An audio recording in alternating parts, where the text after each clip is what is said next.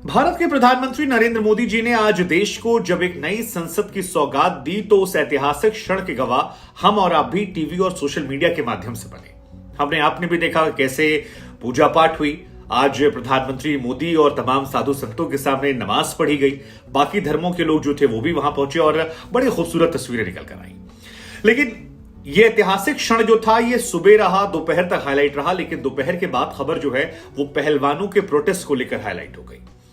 दरअसल 34 दिनों से जो पहलवान जंतर मंतर पर प्रोटेस्ट कर रहे थे, आज वो नई संसद के सामने महिला महापंचायत में शामिल होने जा रहे थे। 34 दिनों के प्रोटेस्ट के बाद जब वो जा रहे थे तो दिल्ली पुलिस ने उन्हें इजाजत नहीं दी थी, लेकिन इजाजत के बगैर भी वो जाना चाहते थे। पुलिस पहले से मौजूद थी, उन्हें अंदाजा था कि आज नई संसद का उद्घाटन हुआ है। ऐसे में अगर ये पहलवान जाएंगे तो खबरें बदल सकती हैं, लिहाजा उन्होंने बैरिकेड्स लगा दिए। लेकिन इन बैरिकेड्स को जब पहलवान पार करने की कोशिश करने लगे तो जो तस्वीरें निकल कर आईं वो दुर्भाग्यपूर्ण थी, क्योंकि जिन खिलाड़ियों ने देश को कभी मेडल दिलाया था, देश का मान बढ़ाया था, उनके चीखने की, चिल्लाने की, उनको किसी के पकड़ के जकड़ने की कोशिशें ये चर्चा केंद्र में आ गई। तरह तरह से बातें हो रही हैं, लोग इसे शर्मनाक काला दिन बता रहे हैं। एक वर्ग कह रहा है कि ये अब खिलाड़ी जो हैं उस टूलकिट का हिस्सा हो गए हैं जो सरकार को बदनाम करने के लिए एक्टिव हो गई है, इसीलिए इन्होंने ये दिन चुना और सरकार को बदनाम करने की कोशिश थी, जिसे दिल्ली पुलिस ने रोक दिया। दूसरा वर्ग कह रहा है कि ये खिलाड़ियों का, बेटियों का, देश का अपमान है जो कुछ देख। अब हम आपको जानकारी के लिए बता दें कि पहलवानों की तरफ से आज सुबह ट्विटर के माध्यम से अपील की गई थी और ये कहा गया था कि आप लोग बड़ी संख्या में आइएगा। महिलाओं के बड़ी संख्या में खासतौर पर इकट्ठा होने की बात की जा रही थी। बजरंग पुनिया, विनेश फोगाट, संगीता फोगाट, साक्षी मलिक, ये तमाम वो लोग हैं जो बैरिकेड्स को जब पार कर रहे थे यहां से नई संसद भवन जाने की तरफ, तब इन्हें गिरफ्तार कर लिया गया और हिरासत में लिया। गिरफ्तार नहीं किया गया, हिरासत में लिया गया। उसके बाद इन्हें यहां से थोड़ी दूर कालकाजी थाना है, वहां पर ले जाकर बैठा दिया गया है।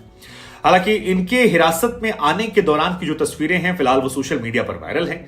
अब जितना मेरा व्यक्तिगत अनुभव मैंने देखा है वो होता क्या है कि जब पुलिस एक्टिव होती है तो छुड़ाने की कोशिश करती है और खिलाड़ियों ने यहां पर एक दूसरे को जकड़ रखा था। फिर जब खींचा गया कसके तो वो उनके चीखने चिल्लाने की तस्वीरें, किसी के दब जाने की तस्वीरें, ऐसी तमाम तस्वीरें आई जो थोड़ा परेशान करने वाली, विचलित करने वाली थी और सवाल उठाने वाली थी। क्या इस चीज की नौबत थी या फिर खिलाड़ियों को अब अपनी आवाज पहुंचाने के लिए कुछ अलग करना था, क्योंकि 34 दिनों से वो बैठे हुए थे और उनकी आवाज नहीं सुनी जा रही। दूसरा वर्ग कह रहा है कि सारी बातें मान ली गई थी, अब खिलाड़ी जो है वो जिद पर अड़े हैं, वो सुप्रीम कोर्ट तक गए, कानूनी प्रक्रिया से अलग वो चाहते हैं कि उनके लिए कुछ अलग से किया जाए।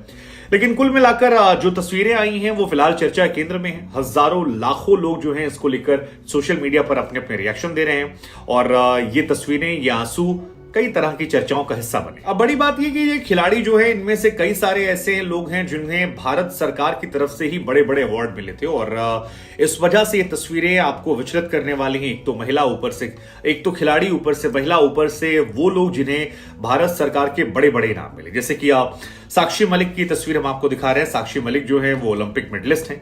हम सभी जानते हैं कि वो पद्मश्री अवार्ड से सम्मानित हैं, जो कि बहुत बड़ा अवार्ड है, और खेल रत्न अवार्ड जो है वो भी सम्मानित हैं।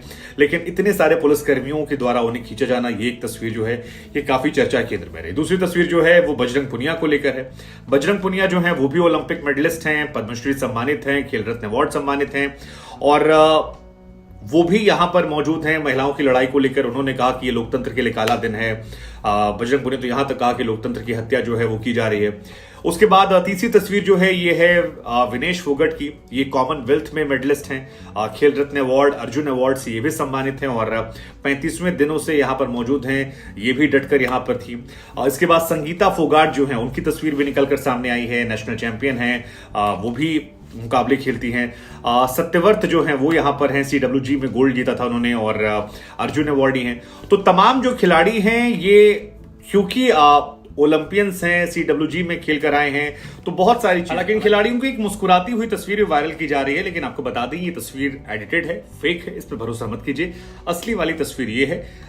इस घटना पर आपका नजरिया हो सकता है, लेकिन गलत खबर प्रचार करना मुझे लगता है ये गलत है। हालांकि इस पूरे मामले को लेकर सियासत जो है वो भी तेज हो गई है, सत्ता पक्ष और विपक्ष, क्योंकि अब बहुत ही क्लियर बटे हुए हैं। तो इस मामले में अब पॉलिटिकल पार्टी की आइडियोलॉजी जो है वो भी निकल कर आई। कांग्रेस ने इसकी खुलकर मुखालफत की है, कहा कि अगर महिला पहलवानों के साथ हो सकता है तो आपके साथ भी हो सकता है।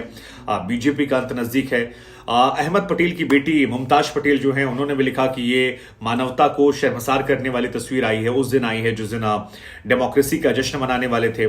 स्वाति मालीवाल जो कि आम आदमी पार्टी से महिला आयोग की अध्यक्ष हैं, उन्होंने लिखा कि सुबह से हिरासत में ली गई महिला पहलवानों समर्थकों को अब तक रिहा नहीं किया गया। बृजभूषण को गिरफ्तार क्या वो कर सकते हैं, क्या बृजभूषण शरण सिंह किस तरह से गिरफ्तारी हो सकती है। बहुत सारे लोग जो हैं वो खुलकर रिएक्शन दे रहे हैं और अब धीरे धीरे इसको लेकर प्रोटेस्ट जो है वो निकल कर आ रहा है। राहुल गांधी की तरफ से भी इसको लेकर ट्वीट किया गया, लिखा गया कि ये दुर्भाग्यपूर्ण है और इस तरह से आप कैसे कर सकते हैं। लेकिन कुल मिलाकर मामला जो है बहुत सेंसिटिव हो गया है और क्या इस मामले का हल निकलेगा। लेकिन आज क्योंकि एक बहुत बड़ा दिन था, आज संसद भवन का उद्घाटन हो रहा था और इस वजह से बृजभूषण शरण सिंह जो हैं, जो कि एक सांसद हैं, वो भी आज दिल्ली में मौजूद थे।